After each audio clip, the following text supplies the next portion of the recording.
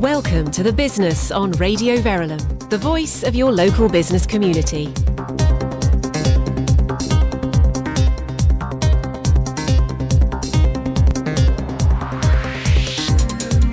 Hello, yes, it's Sunday the 11th of November, it's 8 p.m, and yes, welcome to The Business, the show that's essential listening for the West Herts business community. We've got another fantastic show coming up.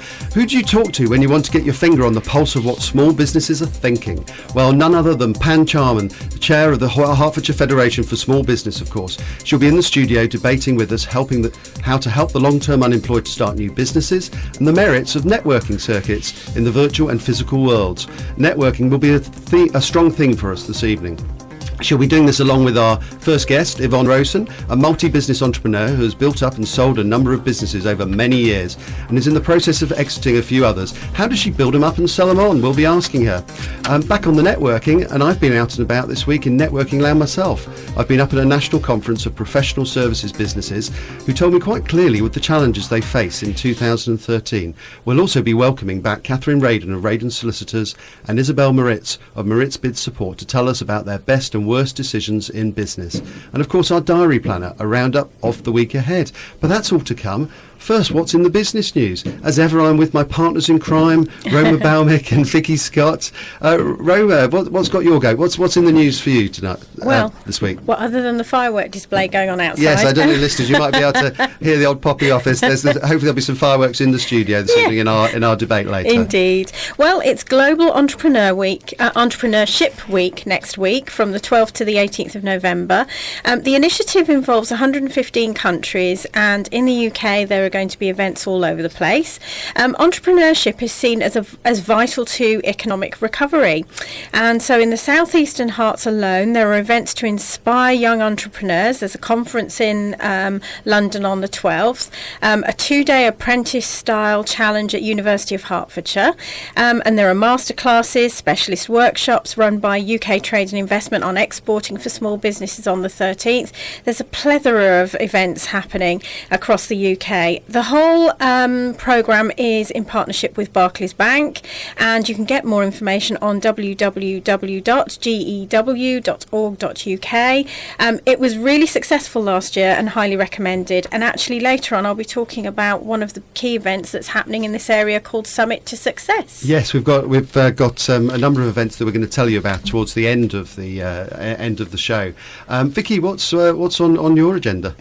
Well, carrying on the networking theme, like many people, I've been watching with fascination the US elections, and with my marketing hat on have been delighted to see that even with the biggest budgets in the world and a team of experts to envy, there's no better way to drum up business than direct communication with your customers. Or what's communicating? That's a new word. That's fantastic. It's a buzzword. Yeah, a buzzword, the new buzzword. Of course, in their case, it was voters, but for most of us, it's customers. So whether you're pressing the flesh, communicating or engaging on Twitter, standing on platforms or just plain networking, the message looks to me to be very clear, regardless of whether you're the next possible president of the USA or an SME or a corporate giant or just a sole trader. The thing to do is to don't sit in the office and wait for the phone to ring. Just get out there and get talking. Here. I'm all for that. For my part, this week, I've been a bit vexed about this phrase, the living wage, which I think is fine for big companies with deep pockets. But what about the small and medium-sized enterprises? I mean, businesses are being urged to pay employees at least £1 an hour more than the minimum wage, for those who don't know this, but in a bid to lift those on the lowest pay out of poverty. Now, the living wage is a voluntary scheme. Employers can choose to sign up to it. So you can say, well, it's their choice or not. And it's intended to provide what campaigners say is an adequate standard of living. And unlike the national minimum wage, it's not actually compulsory. My issue with this is that you've got now a legal minimum and a moral minimum. It's a sort of a good catchphrase, this living wage thing. But to me, it's being embraced as a sort of trendy fashion badge by some businesses, and I can see there's a competitive advantage for the first few that adopt it. But this is completely, you could say this is sending out the wrong signal, if you like, to young people who need to get their first door on the first rung of the ladder. I mean, we've been talking, haven't we, Roma and Vicky, in previous weeks about apprenticeship schemes, and there's a worry in my mind about this sort of lack of it might sort of create a sort of false perspective, it's still very tough out there, and people just need to get that first rung. I do sometimes wonder whether there's a bit of a panic out there. Government sees that we need to help a particular level of the community, and in they come with a new initiative, and it just kind of jumps from one to the other. I don't know, what do you think, Vicky? Well, I think it's quite interesting that there should be, either there's a minimum wage or there isn't a minimum wage, So actually a minimum wage plus a bit if you can afford to pay it seems madness. You should be paying the going rate if you can afford it, and if the apprentice or the new person that's coming in deserves it.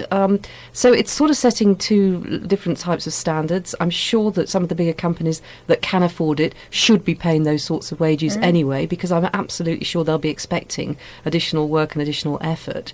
And it starts to create, more tiers within the workplace, and more difficulty for SMEs who A, can't afford it, but B, already sort of hard pushed to get the best candidates in there through their doors. So I'm not quite sure who it's helping. It sounds like a bit of a gimmick.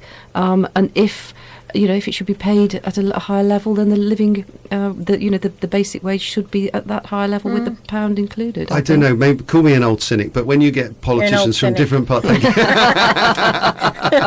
I knew she wouldn't miss that opportunity. When call me an old cynic.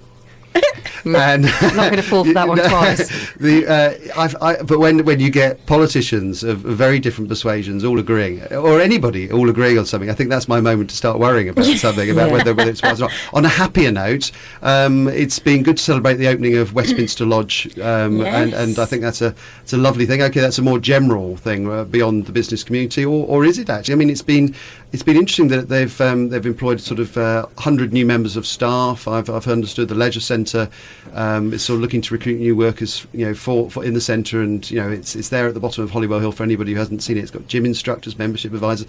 I'm a little bit biased because I went there yesterday and on the open day, and I thought it was excellent to see it. And we tweeted out a few days ago about whether anybody had actually been there or was planning to go there, and I think, Vicky, we've had somebody say they have. We did. Sue Wybrow, who's the MD of Pop Dance, she was actually on Friday Focus a few months ago. She set up Pop Dance as a franchise. It's going fantastically well, and she was running a pop dance at the opening, and she tweeted to say that it had gone fantastically well. They'd had loads of people dancing with them, and it really sounded as though the whole event was more than just a leisure centre. It sounded like a real destination for the community, which is exactly what that end of town needs, probably, and what a lot of families need. So well done, Westminster Lodge. I know there was a lot of controversy when all the investment went in, but let's celebrate the fact that it's delivering something over and above what it set out, possibly,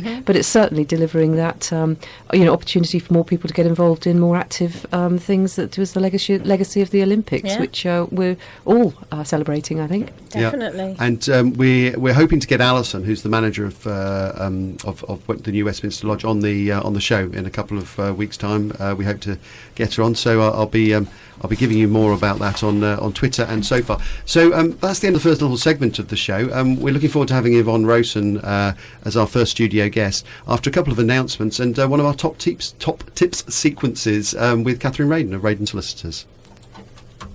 You're listening to The Business on Radio Verulam. We're the voice of the local business community on 92.6 FM and on radioverulam.com. Radio Verulam Community Partners.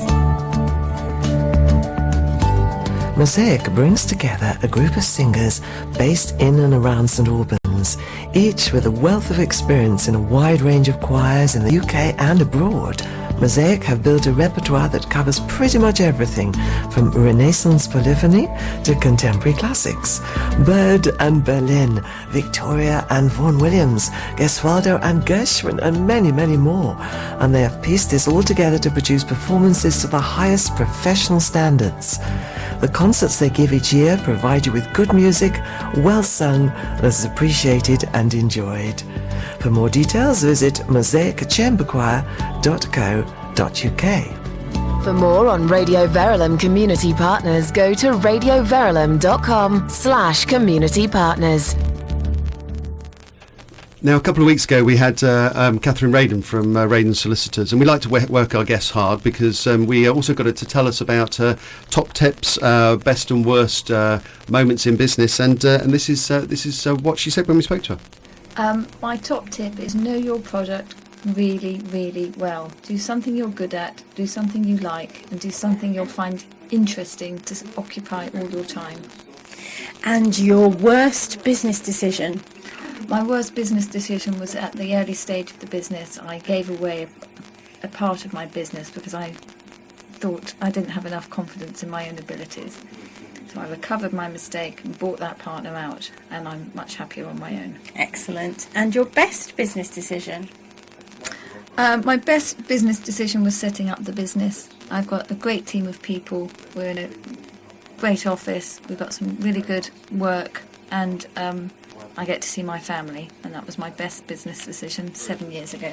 Super. And if there's anything you could do differently, what might that be? I wish I'd had more faith in my own ability when I started up. When I started up, I was always surprised that my clients were coming through the door, that the judges liked my decision, and even when people wanted to join me. And I think if I was doing it again, I'd be a little bit more confident in how good the product was. And there she was, Katherine Merriden from Merriden Solicitors. And over to Vicky for our interview. Well, every week we go into depth with some aspect of a local business just to see what makes the difference between success and struggling. And this week I'm delighted to welcome Yvonne Rowson. Yvonne's a serial entrepreneur who's launched and built up and sold numbers of businesses in her business life. She's currently just got 3 on the go, the last of which was only launched last year. What we're really interested today is the fact that Yvonne has recently decided to exit her latest venture. No doubt it's been a difficult decision. So welcome, Yvonne. Lovely to see you. Thank you, Vicky. Firstly, now I know that you were comfortably cruising along with 2 steady businesses, very, very comfortable lifestyle. So what was it that made you decide to start all over again and launch yet another business? An act of badness, maybe. No, I just got involved with somebody that talked about a particular machine that did a lot for women and gentlemen, whizzed weight off you as quickly as look at you, liked the machine and did work that from my home. It became so popular that we then did decide to go into a premises for that, and we were thinking that while we were dealing with the body, why did we not deal with the skin? Now, that isn't my forte, but we did take somebody along with us who we thought that, it may be. And it brings me to say that what people should do in business is really know what they're doing. There's no point at all in just going into something that isn't your own expertise, because I feel that a small business certainly needs you to work in it and for quite a period of time before you can actually let go. So we've run this business for about just over a year now. The person that we ran it with did go to a different business, the business that she actually has known for many years. Maybe we shouldn't have taken her away from that business. And we decided to exit it. And now it's going to be run by somebody that's been in that business for many years. So she can just walk in, take over the business and run it as it should have been run in the first place. So I'm back to one of my other businesses, which is my dog grooming business, which I'm now going to expand. And I'm much happier for it. So that's if ever there's a tip, yes, do what you do best. So was it a difficult decision to come away from it? I know that you obviously put a lot of time, a lot of effort, probably a lot of money into it. And, for a period of time it was working very, very nicely. So what we see quite often is a lot of businesses that stay on and they possibly push too long and end up with something that isn't saleable, that they haven't got any customers. What is it, your experience that helped you get out so quickly? Well, I think so, yes. I mean, it was a hard decision because you're quite right. Lots of money was put into it and lots of effort and energy. But it's like a relationship, isn't it, really? You've got to know when you've had enough of that and get out.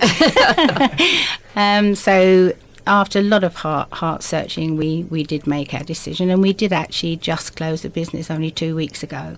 So it's already now there to be reopened. And how did you go about closing the business, but B, at the same time finding a buyer, which I think you've resolved now? I think that comes quite easy. When you made your decision, you can then just put the feelers out, and I was very lucky. I've had 3 people after that business, because it's ready to go. It's there. We've removed nothing from it. That business is there to go. They can move in tomorrow and just start trading. I've heard people say that they're lucky in business, and actually so little of business is due to luck. So were you already aware that you'd got some people that were knocking on the door?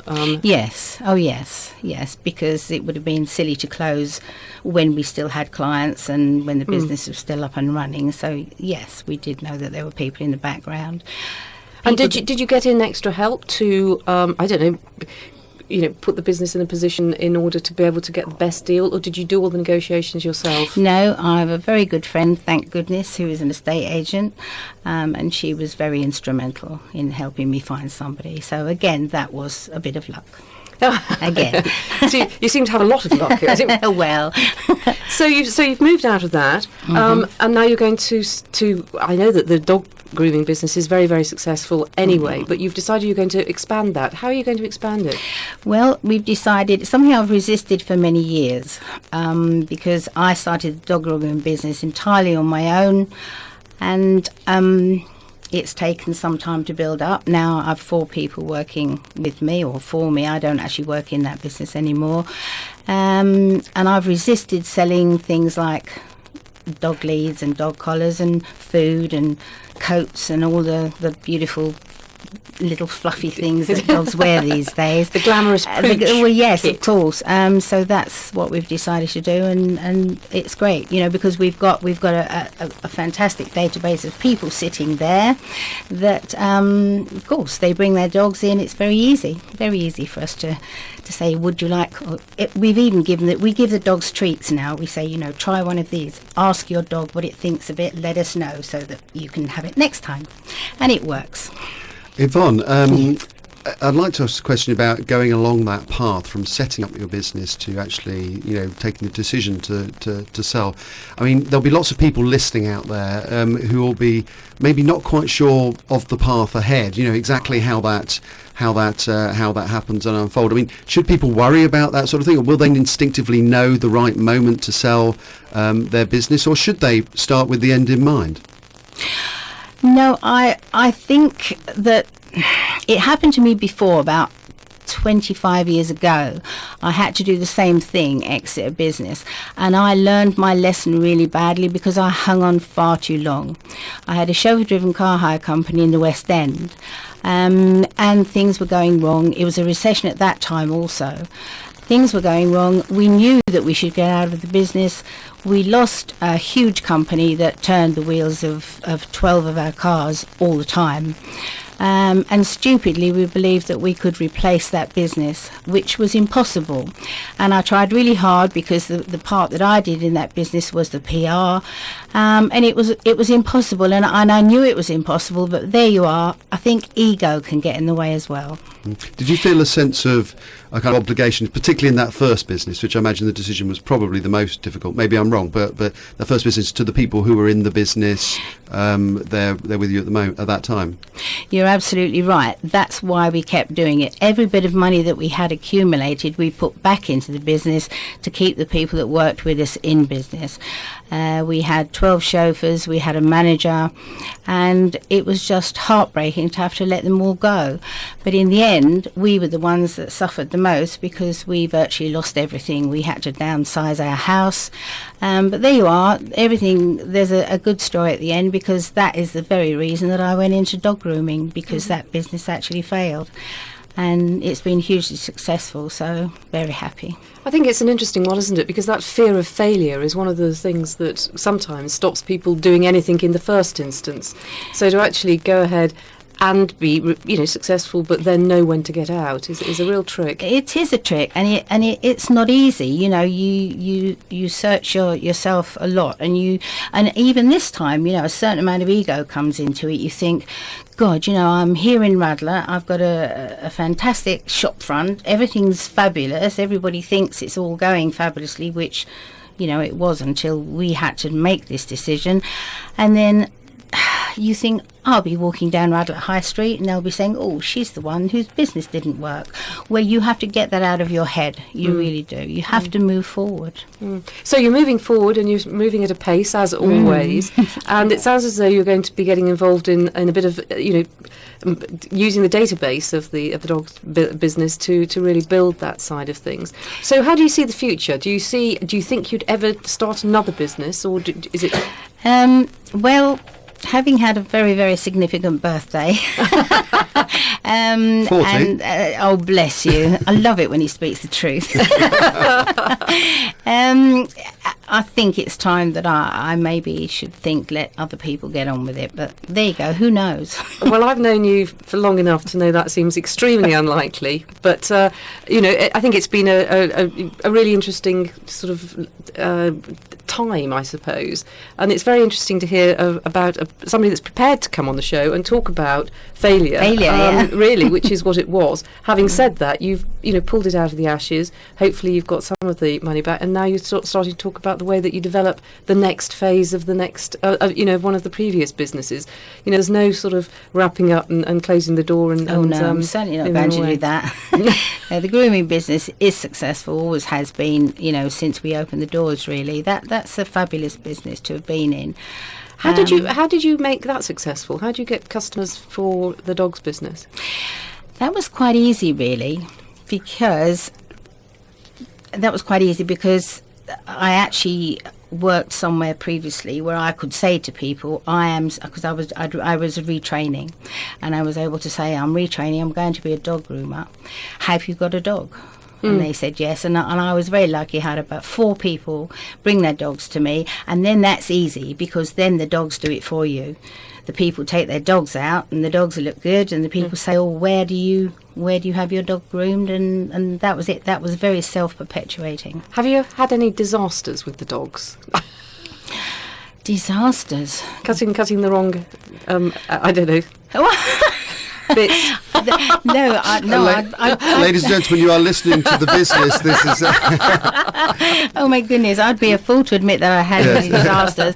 What, like cutting a Westie to look like a poodle or something like that? You mean no? No, not really, no. Yes, you haven't dropped in on a sort of one of those strange shows. Thank you enormously, Yvonne, for being sort of very honest about what's been going on, and we wish you every success with the developments at the dog grooming business. Thank you so much. Thank you. If you want to get in touch with The Business on Radio Verulam, phone us on 01727 839 926 or email thebusiness@radioverulam.com. Hi, I'm Chris Saunders. Join me on Wednesdays from 7 to 8 for The Gig Guide, playing the best local music in the West Herts area and telling you about the finest places to go to hear it. That's The Gig Guide, Wednesdays at 7 p.m, exclusively on 92.6 FM, Radio Verulam. Now, I've been busy this week out networking like any good entrepreneur should. I went up to the Chartered Institute for Personnel and Development in Manchester and took the opportunity to test the temperature for, 2013. We've been around in 2012 for what seems like ages, but 2013 is coming up. And what I wanted to ask hundreds of professional services businesses I met up there was what the future holds, and particularly for people who serve small businesses in Hertfordshire and beyond. And here's what they all said when I asked them about that particular question. Hello, I'm Jez Anderson. I'm the Head of Apprentice Development at the Brother Trust. I work with apprentice development clients who employ apprentices across the UK. We work to help and develop those young people to develop the work skills that they need to do their jobs better. And I think that one of the key issues that organisations face is the whole issue around quality in apprenticeships. There's a very solid and robust framework, which is excellent. However, what we find is that it's going the extra mile, and that's where organisations don't necessarily want or can invest, and I think that's probably going to be one of the things that many employers find difficult, is how to get their young people with the broader work and life skills that they need to do the work and to engage as employees in the workplace. Hi, my name is John Francis and I'm one of the directors of Workplace Pension Solutions. In terms of challenges for our clients, the largest of our clients have to make certain that their existing schemes are fully compliant with the new legislation. The vast majority of employers, small and large, may not in fact have an existing scheme, so from scratch they must design and implement a fully compliant workplace pension over the next 2 to 3 years. Logistically, for the marketplace, that presents huge demands on resources at a time when pensions legislation is changing in other areas as well. Hi, my name's David Williams. I'm the founder and CEO of Impact International.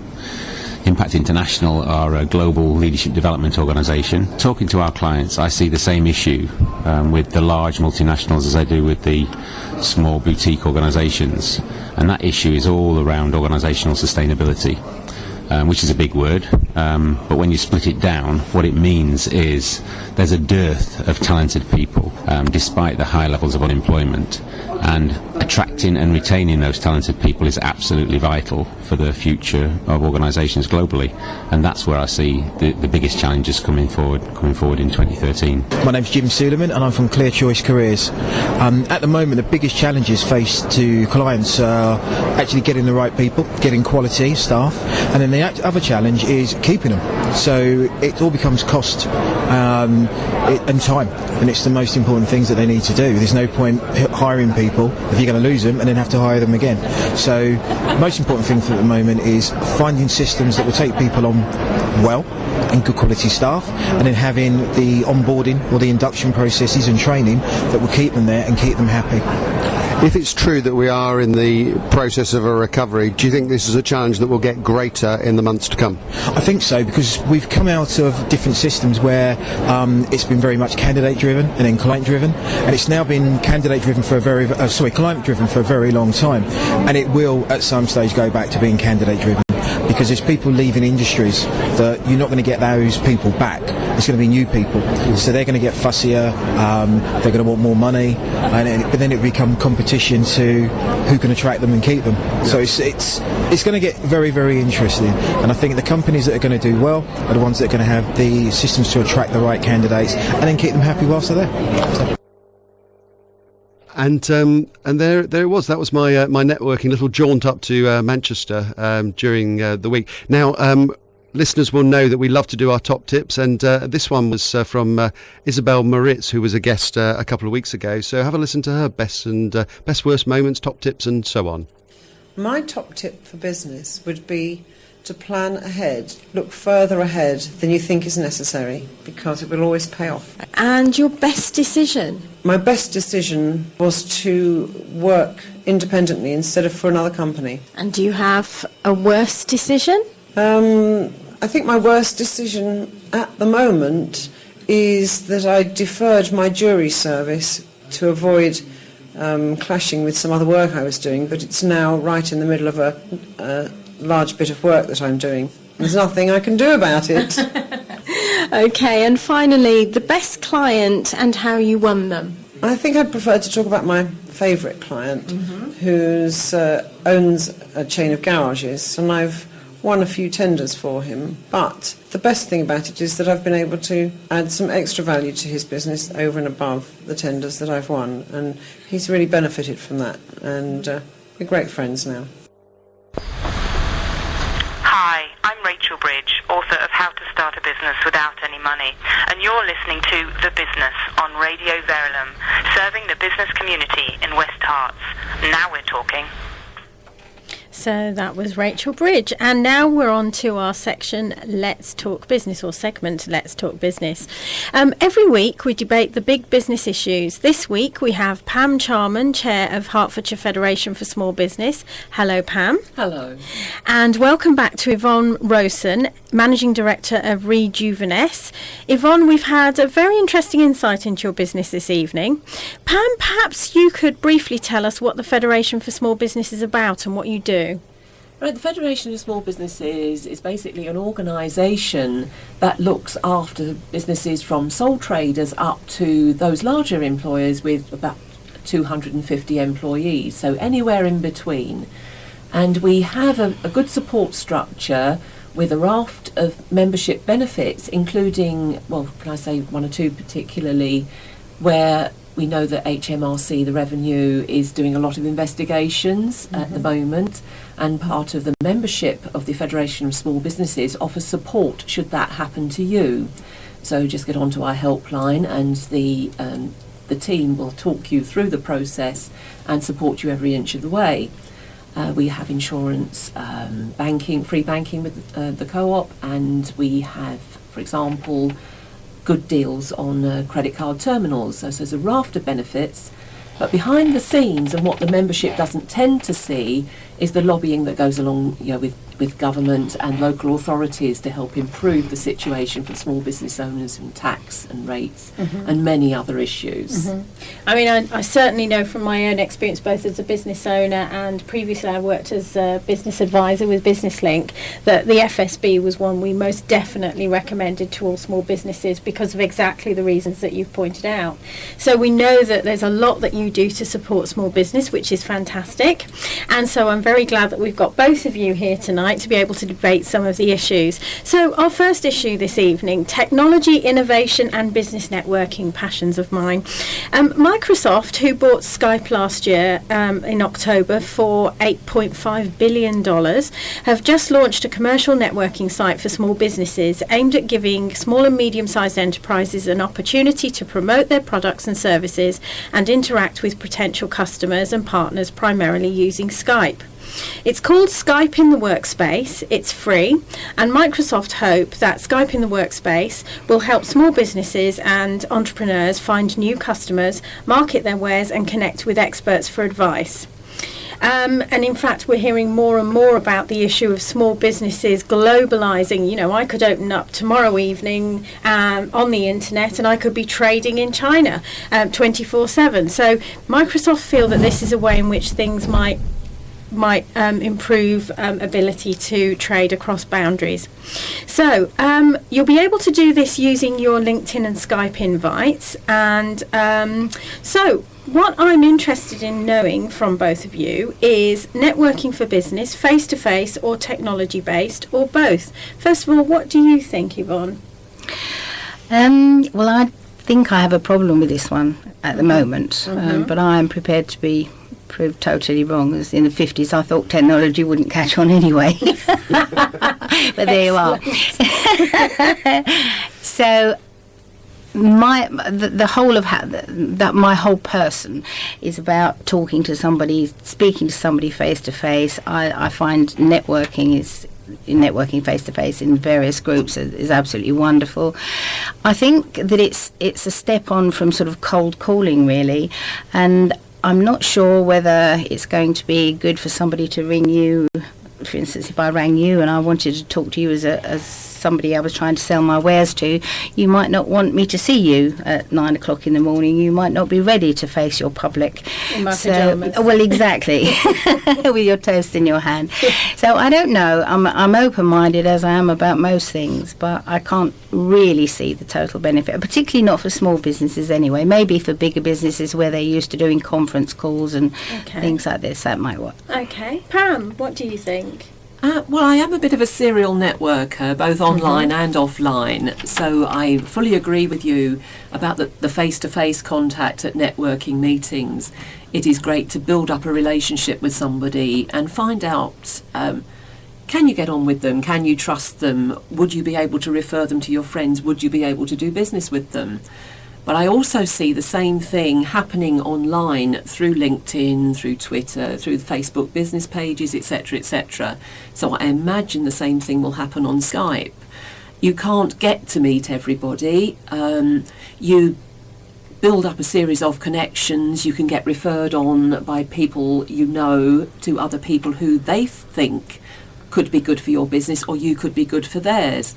So you can get to know an awful lot of people in different areas of the country, in different countries around the world, and that opens up all sorts of business possibilities.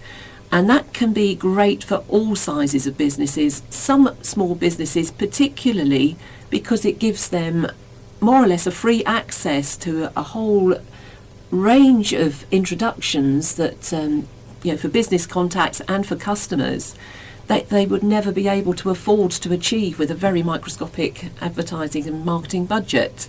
So do you feel networking is absolutely paramount to business? I feel very strongly that it can work if done properly. I feel that there are a lot of people out there who think if they go along to a networking meeting, they've just got to sell. That isn't the way to do it in my book. What I would like to see more of, and I am seeing it developing as people learn, because networking grows and different networking organisations bring in training and a different culture. So, business people, if they're a sole trader or in a very small company, they can be sitting in an office or working from home all on their own, and it's very difficult to sort of go out and meet people sometimes. So a good strong networking meeting where they can explain what it is they do and what they're looking for, find out what else is on offer out there, somebody who can help them with perhaps their bookkeeping, a tip on their marketing strategy, and help them move along to the next step. Having a chat over a cup of coffee or a lunch or whatever is a great way of getting to know people and learning tips that you otherwise probably wouldn't come across that can really benefit you. Okay. Yvonne, you said earlier that you felt you didn't think that this could work for small businesses. Do you engage in any kind of networking? Oh, absolutely, yes, and have done for many years. The face-to-face is really good, but obviously social networking has taken over now, big time. I mean, I think Twitter is fantastic. There is no doubt about that. But I also think that networking is not just about finding yourself business. I think it's about understanding what other people do and helping them. I think I think we can all help each other in this business and in the whole business network. And I think that it's much nicer to think, well, I can help you and you can help me, rather than I do find that in some networking groups that's what happens, that people think they're only there for themselves rather than helping others also, which, let's face it, we all need to do these days, I think, in this economic climate. So both of you, if from what I'm picking up from the conversation is that there's different media, there's different ways of doing things, but it sounds like some of the principles of networking are more or less the same. Is that right? So you should give to get, if you like. And it's about kind of giving and give and thou shall receive, if you like. Is that a fair summation of where we're going on? Yeah, I firmly agree on that score, definitely. Yes. Right. And and if so, if that's such an established principle, I wonder why it is that so many people do turn up at networking events with the wrong attitude, if you like, to it. Because we hear that a lot, and it's just a question of, you wonder why people do turn up and just think, what's in it for me all the time? It's a shame, isn't it? It is. I think they don't understand the concept, and some people actually, they're maybe not so giving as others anyway. I think personality comes into a lot of networking. Do you think networking, or the nature of the networking that you do, changes with the, if you like, where your business sits on the life cycle of a business? So from start-up to growing business to plateauing, as businesses may do, to then growing again. Do you think things change? I think yes, they do. I think there are periods when yes, you think that you don't have to go to networking so much, but quite honestly, you do. You can't stop still. You really can't, because there will always be somebody coming along that does the business that you do, and they will be remembered and you'll be forgotten, because you you just pale into insignificance. It's happened. I've watched it happen with people. So I think it's important to keep it up.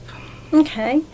And just finally, Pam, on this subject, FSB are very heavily involved with networks. How would you at the FSB go about advising a business or a business owner on how to get the most out of networking? I would say with many networking groups, there's an opportunity to go along and try before you buy. There are membership groups out there which many of you will be familiar with, and there are also non-membership, so you can go along on a free basis, buy yourself a coffee, buy yourself a drink, whatever. And so there's an opportunity to try different groups and see where you fit in. You've got to feel comfortable. It's no good going along and being something you're not. Find something you're comfortable with. Okay, that's fantastic. That's ended the first bit of our show, and we'll be right back after these announcements. You're listening to The Business on Radio Verulam. We're the voice of the local business community on 92.6 FM and on radioverulam.com. Join me, John Stevenson, every Friday afternoon on Friday Focus, where we interview politicians. You're the Minister of State for Business Enterprise. One of your key responsibilities is to ensure enterprise has access to finance. So what are you doing to ensure they get it? Entertainers. We've managed to catch up with the legendary Buddy Greco. That happens when you get old, you become legendary. I've interviewed a lot of people, Toya. Where do I start with you? You're a rock star. You're an actress, you're a songwriter, you're an author, you're a TV presenter. Well, I just like working. We deal with disputes. Said now that the money would come out of there if you wanted to do it. Yes, of course. We welcome this. We'll take this strike off tomorrow if he guarantees us that he's going to carry out the survey. Of course. He's just said they will. Talk to the officers. That's every Friday, 2 till 4. Okay, so we're back with our two guests. We've got Pam Chanman, who's chair of Hertfordshire Federation for Small Business, and Yvonne Rowson, who's managing director of Rejuveness, and I believe a number of other businesses, past and present. And actually, we're going to continue along the theme of networking, because actually, while we've been on the air, we've had a couple of questions in from listeners, so we thought we would carry on. First of all, we've had a question about the Global Entrepreneurship Week, which starts next week, and whether or not there's actually an event happening in this area. And as it would happen, there is actually on the 15th of November from 9:30 to 3 p.m. An event called the Summit to Success. It's happening at Ware Priory in Ware in Hertfordshire, and as ironically, it is being sponsored by the Federation for Small Business. Of course, Pam, that's close to your heart. And interestingly, the event will have a number of key speakers. We've got Dee Clayton, who is, well, actually, maybe I could ask you to give us a bit of an idea of the sort of people that are likely to speak at this event and what you know about them, Pam. I think you said you knew some of these speakers. Well, I certainly have met Dee Clayton on several occasions, and she's a fabulous lady who has a great passion for her business, and she wants to help you develop your potential and get rid of some of the demons that stop you moving forward. So Dee would be a fabulous speaker to see, and she presents a good presentation on stress release, eliminating your fears, and taming your public speaking monkeys is quite a catchphrase of hers, and I think you can understand where we're coming from there. Yes. I also know Anita Gray, who runs the Athena Network, of which I'm a member, and she has a great passion for bringing women together to support each other in business. And she's an image consultant. You might, if for those of you out the radio, you won't be able to see that I've had my colours done, but Anita did those, and it's a great way of boosting confidence. But I don't know about you. Do you find women's networking groups are very, very supportive? And these are the people that I have known through women's networking. And this event is actually also being run by a lady called Debbie Gilbert, who runs Viva Business Networking. And her networking groups are actually mixed networking, aren't they? Yes, they are. Not just women only. No, she's a well-known networker on the circuit, and she's very passionate about networking and doing it in the right way. So an event like this, if you do get a chance to get along to it, I would thoroughly recommend it. We'd love to see you there. Excellent. Well, at the end of the programme, Trevor and Vicky and I usually go through the events that are happening. We'll have a bit more information on that. But tickets are £35 per person for morning only, or a one-day ticket for £49, or a VIP day ticket for £75. But I will give a bit more information later. So, I don't know, Yvonne, does this kind of event appeal to you? And perhaps when you were starting your business, what kind of networking did you engage in? The first networking business I went to many years ago was a joint male and female one, the biggest in the country, the biggest in the world, I think. I found it very, very useful for that particular business that I was in at the time, which was the show for hire, as I mentioned earlier. I think it's quite pricey to join and belong, but I felt, for me, although it worked business-wise, I felt under pressure to find referrals for other people, and I think that's why I then moved on to other networking groups where you didn't actually have to pay a joining fee. You could do, as Pam talked about earlier, the drop-in cup of coffee type thing. They're less pressure. I find that people are extremely friendly. They're not under pressure because they're not forced almost to find business referrals, and it really works. Personally, I prefer the mixed networking groups, although I agree with you, Pam, the women networking groups are very popular and supportive. I think probably because the first time I went to the networking business, I was in show for hire, which is very much a male-dominated business. There are more men out there, it seems to be, that need chauffeur-driven car hire. Right. So I got used to that. So it was as simple as that? It was as simple as that, yes. I think you go where you're comfortable, and you go where you know that your business is going to be accepted. So if I were starting a business and I was thinking about networking, how do I go about networking? What's relevant? What isn't relevant? Do I go online? Do I do face-to-face? How would you advise me? I don't know, Pam, do you have any thoughts? How would you advise a new business owner who hasn't got a clue about networking? I would say do a mixture of both online and offline. I think it's, like you were saying earlier, it's very good to get face-to-face and have a chat, and then you can carry on a conversation quite easily, find out more about what it is you want to know, learn from people. People have been out there and had good experiences, bad experiences, learn from them, don't make the same mistakes all over again unnecessarily. And you can do the same online as well, but if you're not familiar with that, I think probably the face-to-face is better first. You need to build up your business confidence, get your business known out there.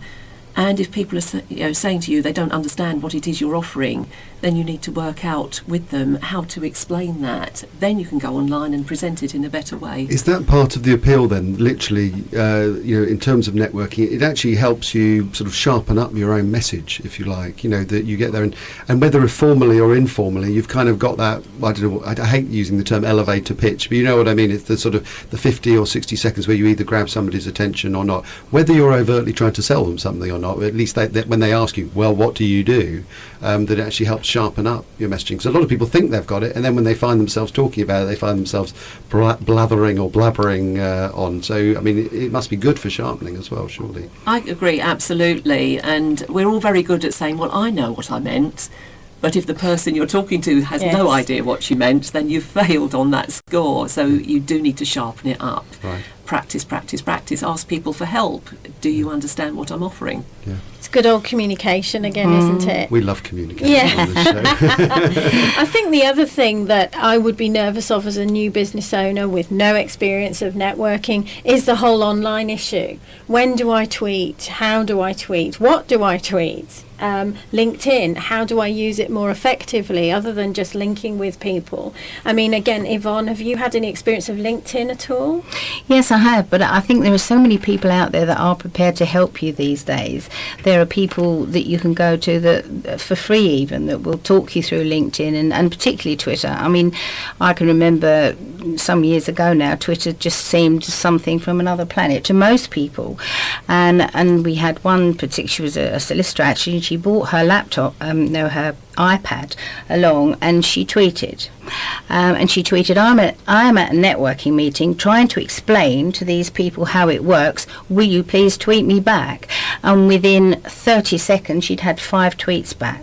Fantastic. So that showed the whole networking group the power of Twitter and the power of social networking. So how, though, do we turn that into something positive that can generate business for us?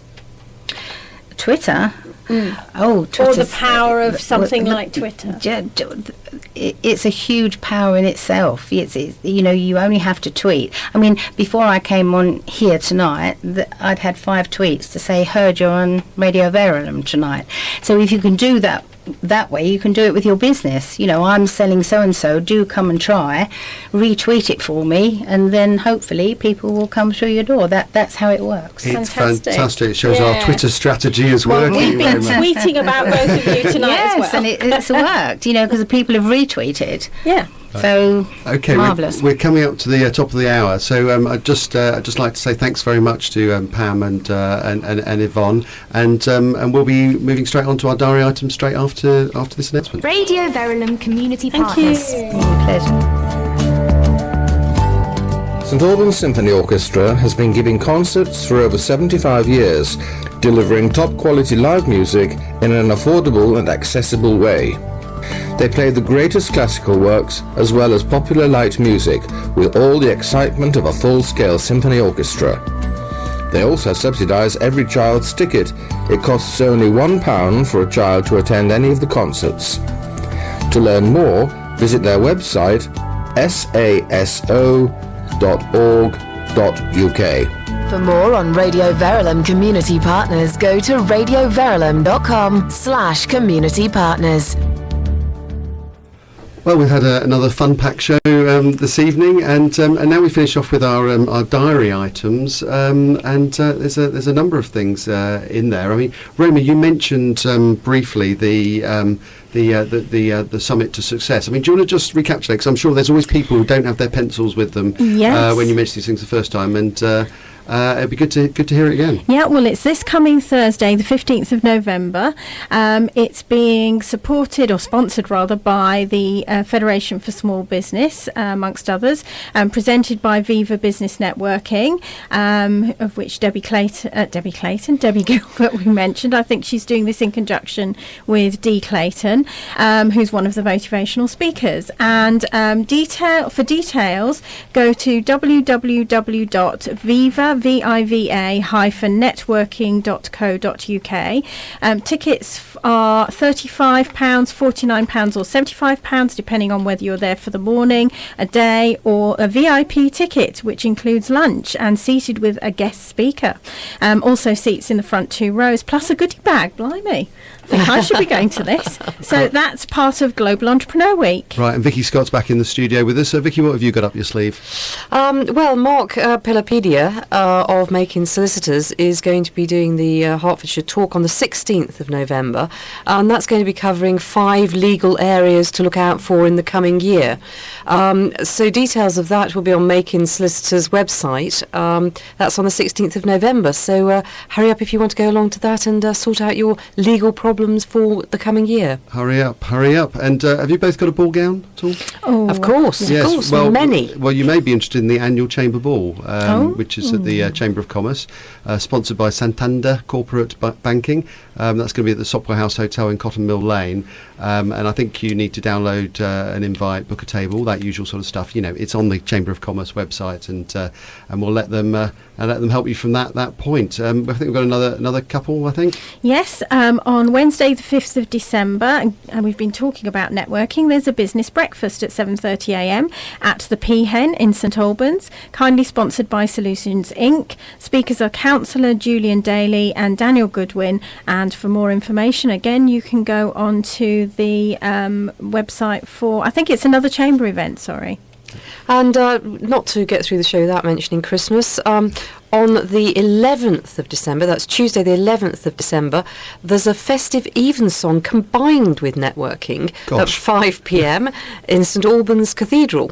So you can download the invitation through the St Albans Cathedral website. It's also followed by Tudor canapes and mulled wine at the White Hart Hotel. Also something that you can book now online. So that's December the 11th.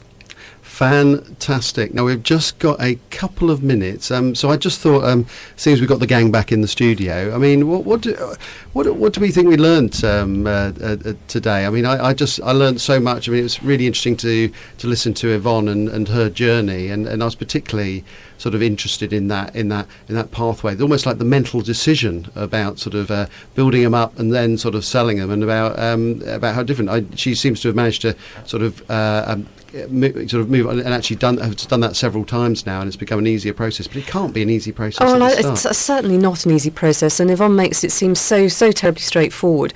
But I think that sort of concept of learning by your mistakes and then applying them is clearly the message that Yvonne put across. And so few people actually do that. They can make the same mistake again and again.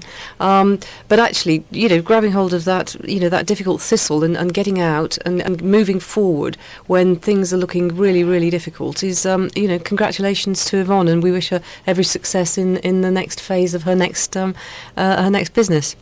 Yeah, and I think it was great having two people who are so passionate about networking, which of course is a passion of mine too, and very interesting to hear about what's going on in Hertfordshire. I think it's really exciting. That seems very buoyant at the moment, doesn't it? Absolutely. There's a lot of activity out there and a lot of positive vibes coming from all sorts of businesses. Yeah, I think so. And so I think it's good to hear that there's lots of events going on, all sorts. Are we having another one of those shows where we end up on a sort of an upbeat note? We have Always. A mission. Yes, absolutely. Our listeners already know that we're on a one-show mission to lift the economy out of recession by ourselves, because I just think there's so much of what goes on is to do with sort of mental attitude and basically a perspective on the positives of what's happening. Because I'm not saying you can talk yourself out of recession, but actually can make a big difference. Anyway, we've come to the end of the show now, so thanks to Roma and Vicky and Yvonne and Pam, and look forward to seeing you in a couple of weeks' time. You've been listening to The Business on Radio Verulam.